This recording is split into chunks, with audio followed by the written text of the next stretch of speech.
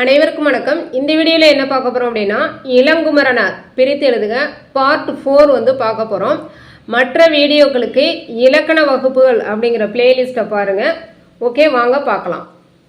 உயிரையும் மெய்யையும் இறுதியாக உடைய எண்ணுப்பெயர், நிறைப்பெயர், அளவு பெயர்களின் முன் அவ்வவற்றிற்கு குறைந்த அவ்வப்பெயர்கள் வரின் பெரும்பாலும் ஏ என்னும் சாரியை பெறும். அதாவது நீங்கள் எல்லாருமே வந்து புணர்ச்சி விதிகளை பார்த்ததும் பயந்து இது தேவையில்லை, நமக்கு பிரித்தெழுதுக சேர்த்தெழுதுக போதும், அதை மட்டும் பார்த்துட்டு போகலாங்கிற மாதிரி போகிறீங்க. நான் அதில் வந்து சுருக்கமாகவும் சொல்கிறேன், அதனால் வீடியோ வந்து பயனுள்ளதாக தான் இருக்கும். வீடியோவை வந்து எண்டு வரைக்கும் பாருங்கள், ஓகேவா? ஏன்னா உங்களுக்கு புணர்ச்சி விதிகள் தெளிவாக புரிஞ்சால் மட்டும்தான் அவங்க எப்படி பிரித்தெழுதுக சேர்த்தெழுதுக கேட்டாலும் உங்களால் விடையளிக்க முடியும். ஓகே, இது வந்து இந்த விதியை வந்து எப்படி சிம்பிளாக ஞாபகம் வைக்கலாம் அப்படின்னா, அதாவது நிலைமொழியில் உள்ள அளவு வந்து பெரிய அளவு, வறுமொழியினுடைய அளவு வந்து சிறிய அளவு. அதாவது என்ன பெரிய அளவு? எடையின் அளவு பெரிய அளவாகவும் வறுமொழியில் வந்து சிறிய அளவாகவும் இருந்தால் இடையில் வந்து ஏங்கிற சாரியை இடம்பெறும் அப்படின்னு சொல்கிறாங்க. இப்போ 1 அப்படிங்கிறது பெரிய அளவு, 1/4 அப்படிங்கிறது சிறிய அளவு. அப்போ இதில் வந்து இடையில ஏங்கிற சாரியை சேரும். அதாவது இந்த இடத்துல வந்து ஏங்கிற சாரியை சேரும்போது என்ன ஆகும் அப்படின்னா உங்களுக்கு 1/4 அப்படின்னு புணரும். இப்போ அதே மாதிரி தான் இது எல்லாமே. இப்போ இந்த நிலைமொழியில் உள்ளது எல்லாமே பார்த்தீங்க அப்படின்னா பெரிய அளவு, இந்த வறுமொழியில் உள்ளது எல்லாமே வந்து சிறிய அளவு. அதனால எல்லாத்துலேயுமே இடையில வந்து ஏங்கிற சாரியை இடம்பெற்று தொடி பிளஸ் கக்ஸு அப்படிங்கிறது தொடியே கக்ஸு, கலன் பிளஸ் பதக்கு அப்படிங்கிறது கலனே பதக்கு, கால் பிளஸ் காணி காலே காணி அப்படிங்கிற ஏ சாரியை பெற்று புணருது. ஓகேவா? அப்போ நம்ம அதை சிம்பிளாக தெரிஞ்சுக்கிட்டா போதும். முதல் நிலைமொழியில் உள்ளது வந்து பெரிய அளவு, வறுமொழியில் உள்ளது வந்து சிறிய அளவாக இருந்தால் ஏங்கிற சாரியை இடையில இடம்பெறும், அந்த கான்செப்ட் போதும். அதனால வந்து விதியெல்லாம் பார்த்து பயப்படாதீங்க. அடுத்து பாருங்க, ஏ என்னும் எண்ணு பெயர் முன் அளவு பெயர் வறுமொழியை வருமிடத்து நெடுமுதல் குறுகளும் உகரம் பெறுதலும் ஆகும். அதாவது என்ன சொல்றாங்க, இந்த இடத்துல ஏழ் அப்படிங்கிறது நிலைமொழியில வந்து வறுமொழியில வந்து அளவு பெயர் அதாவது எடை பெயர் வரும்போது என்ன ஆகும் அப்படின்னு சொல்றாங்க, நெடுமுதல் குறுகளும். அதாவது இந்த நெடில் எழுத்து ஏங்கிறது குறுகளும்னா குறில் எழுத்தா மாறும். அடுத்தது உகரம் பெறுதலும். இந்த இல் அப்படிங்கிறது லு, உகரம் பெறுது, இல் பிளஸ் உ லு அப்படின்னு உகரம் பெறுதலும் ஆகும். இதான் வந்து விதி. அப்போ நீங்கள் சிம்பிளாக எப்படி ஞாபகம் வைக்கலாம், 7 பிளஸ் அளவு வரும்போது 7 பிளஸ் அளவாக மாறும். இதான் வந்து ஷார்ட்டான விதி. ஓகே, அடுத்தது அதே எடுத்துக்காட்டு, 7 பிளஸ் பழம் 7 பழம், 7 பிளஸ் களஞ்சு 7 களஞ்சு. அடுத்து ஐகார வீற்று சொற்கள் வேற்றுமை புணர்ச்சியில் வந்தால் ஈற்ற ஐகாரம் கெடுதலுடனே அம்சாரியையும் பெற்று முடியும் அப்படின்னு சொல்லியிருக்காங்க. இந்த விதி என்ன அப்படின்னா, நிலைமொழியினுடைய ஈற்றெழுத்து ஐ வரும்போது அது வந்து கெட்டு இடையில வந்து அம்சாரியை இடம்பெற்று புணரும் அல்லது ஆசாரியையும் இடம்பெற்று புணரும் அப்படின்னு சொல்லியிருக்காங்க. எடுத்துக்காட்டு பாருங்க, தாழை பிளஸ் பூ தாழம்பூ. இது எப்படி புணருது? இந்த ஐ வந்து பிரிச்சிங்க அப்படின்னா இல் பிளஸ் ஐ, அப்போ ஐ வந்து கெட்டு போயிடும். இப்போ மீதி இருக்கிறது தாழ். அப்போ இடையில என்ன சாரியை இடம்பெறும் சொன்னோம், அம் சாரியை இடம்பெறும். அப்போ இந்த இல் பிளஸ் அப்படிங்கிறது உடல் மேல் உயிர் வந்து ஒன்றுவது இயல்புங்கிற விதிப்படி ழா அப்படின்னு மாறும். அப்போ தாழம்பூ என புணரும். அடுத்து பாருங்க, எலுமிச்சை பிளஸ் மரம் எலுமிச்சை மரம். இந்த சையை பிரிச்சிங்கன்னா இச்சு பிளஸ் ஐ, அப்போ ஈற்றெழுத்து ஐ எழுத்து கேடும். இப்போ நமக்கு ஆங்கிற சாரியை இடம்பெற்று இந்த இச்சு பிளஸ் அ அப்படிங்கிறது ச அப்படின்னு மாறும். அப்போ எலுமிச்சை மரம் அப்படிங்கிறது புணரும். அடுத்தது ஆவீரை பிளஸ் வேர் ஆவீர வேர். இதே மாதிரியே ரை இரு பிளஸ் ஐ, இந்த ஐ வந்து கெட்டு போயிடும். மீதி இருக்கிறது ஆவீர் பிளஸ் ஆங்கிற சாரியை இடம்பெற்று பிளஸ் வேர்னு வரும். அப்போ இந்த இரு பிளஸ் அ உடல் மேல் உயிர் வந்து ஒன்றுவது இயல்புங்கிற விதிப்படி ரேன் மாறும். அப்போ ஆவீர வேர் அப்படின்னு புணரும். ஓகே, அடுத்தது பாருங்க, நமக்கு இது வரைக்கும் பார்த்தது வந்து ஐகாரம் கெட்டு அம்சாரியை இடம்பெற்று புணர்ந்தது. இனி பார்க்கக்கூடிய இந்த 2 சொல் வந்து என்ன அப்படின்னா, ஐகாரம் கெடாமல் அம்சாரியையும் இடம்பெறும் உடம்பெடுமையும் இடம்பெற்று புணரும். அது எப்படின்னு பார்க்கலாம். புன்னையங்காணல் அப்படிங்கிறது எப்படி வந்து பிரிக்கலாம் அப்படின்னா, புன்னை பிளஸ் காணல். இப்போ ஈற்றெழுத்து வந்து ஐ, அதாவது இ ஐ முன் உயிர் வரின் யவ்வும், அதாவது எகர உடம்பெடுமை தோன்றும் அப்படிங்கிற விதிப்படி இப்போ இந்த இடத்துல வந்து ஐ வந்திருக்கு, வறுமொழி முதலெழுத்து உயிரெழுத்து வந்திருக்கு. இப்போ எகரை உடம்பெடுமை இந்த இடத்துல தோன்றியிருக்கு. ஓகேவா? இப்போ இந்த இ ப்ளஸ் அ அப்படிங்கிறது என்ன ஆகும் அப்படின்னா எம் அப்படின்னு மாறும். அப்போ புண்ணியம் காணல் அப்படின்னு வரும்போது இந்த இடத்துல வந்து உங்களுக்கு வல்லின எழுத்து வரும்போது அதற்கு இனமான மெல்லின எழுத்து இந்த இம் வந்து எப்படி திரியும் அப்படின்னா இந்த வல்லின எழுத்துக்கு இனமான மெல்லின எழுத்தாக தெரியும். அப்போ புண்ணியங்காணல் அப்படின்னு புணரும். அடுத்த எடுத்துக்காட்டு பாருங்க, முல்லை பிளஸ் தொடை முல்லையன் தொடை. இது எப்படி மாறுது அப்படின்னா அதே மாதிரி தான் நமக்கு வந்து ஈற்றெழுத்து ஐ வரும்போது அம்முங்கிற சாரியை இடம்பெற்று முல்லை பிளஸ் அம் பிளஸ் தொடைன்னு வருது. இப்போ வந்து இது லையை பிரிச்சிங்கன்னா இல் பிளஸ் ஐங்கும் போது ஈற்றெழுத்து இ ஐ முன் உயிரெழுத்து வரின் இடையில வந்து எகர உடம்படுமை தோன்றும். இப்போ வந்து இந்த எகர உடம்படுமையும் இதுவும் வந்து உடல் மேல் உயிர் வந்து ஒன்றுவது இயல்பேங்கிற விதிப்படி யான்னு மாறும். இப்போ முல்லையம் தொடைன்னு வரும். ஆனால் இங்கு வல்லின எழுத்து வருவதனால அதற்கு இணை எழுத்தான மெல்லின மெய்யெழுத்து வரும். அப்போ இந்துன்னு மாறும். அப்போ முல்லையன் தொடை என புணரும். அடுத்து பாருங்க, அல்வழி புணர்ச்சியில் நிலைமொழி ஈற்ற ஐகாரத்தின் முன் வல்லினம் வந்தால் இயல்பாதலும் மிகுதலும் விகற்பித்தலும் ஆகும். நம்ம ஏற்கனவே பார்த்துருக்கோம். அல்வழி புணர்ச்சினா என்ன அப்படின்னா வேற்றுமை முதலாம் வேற்றுமை டு 8ஆம் வேற்றுமை தொகை தவிர்த்து மற்ற இலக்கணங்கள் குறிப்பு பார்த்துருப்போம் இல்லையா, அது மாதிரி உள்ள எழுவாய் தொடரோ வினைத்தொகையோ வரும்போது எப்படி புணருங்கிறது தான் சொல்லியிருக்காங்க. அதில் வந்து ஈற்றெழுத்து நிலைமொழியினுடைய ஈற்றெழுத்து ஐயா வந்து வறுமொழி முதலெழுத்து வல்லின எழுத்தா வரும்போது இயல்பாகவும் புணரும், மிகுந்தும் புணரும், விகற்பமாகவும் புணரும்னு சொல்லியிருக்காங்க.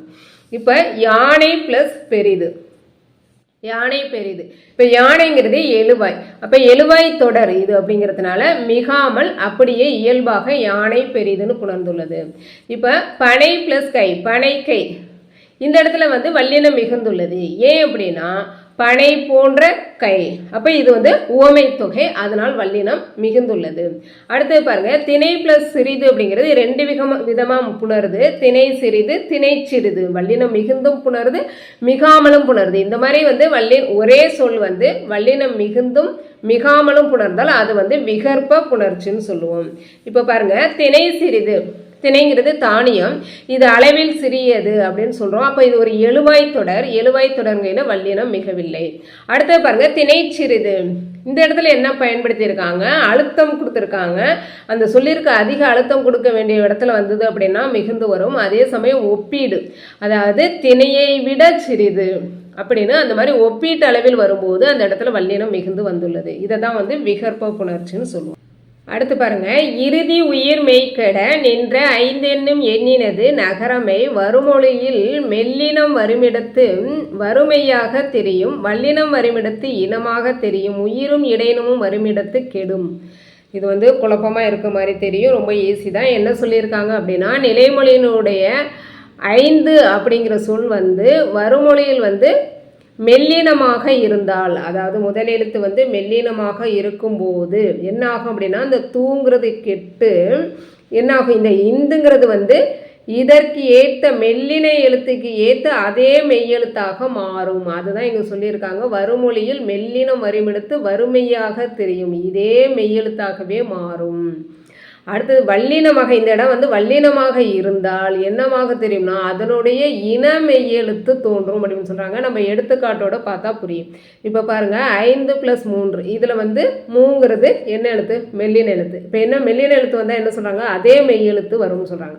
அப்போ இந்த இந்து தூ ரெண்டும் கெட்டு 3 அதே மெய்யெழுத்து வருதா, இம்மு வருதா, 3 அதே மெய்யெழுத்து இம்மு வருது.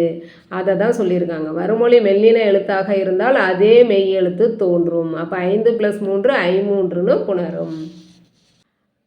அடுத்து வருமொழி முதலெழுத்து வல்லின எழுத்தாக இருந்தால் என்ன சொல்லியிருக்காங்க அப்படின்னா அதற்கு இன எழுத்தான மெய்யெழுத்து தோன்றும். அப்போ வந்து இந்த இந்து தூ கெட்டு இதற்கு இன எழுத்து என்ன, இம்மு, அதற்கு இன மெய்யெழுத்து தோன்றும். அப்போ ஐம்பால்ங்கிறது புணரும்.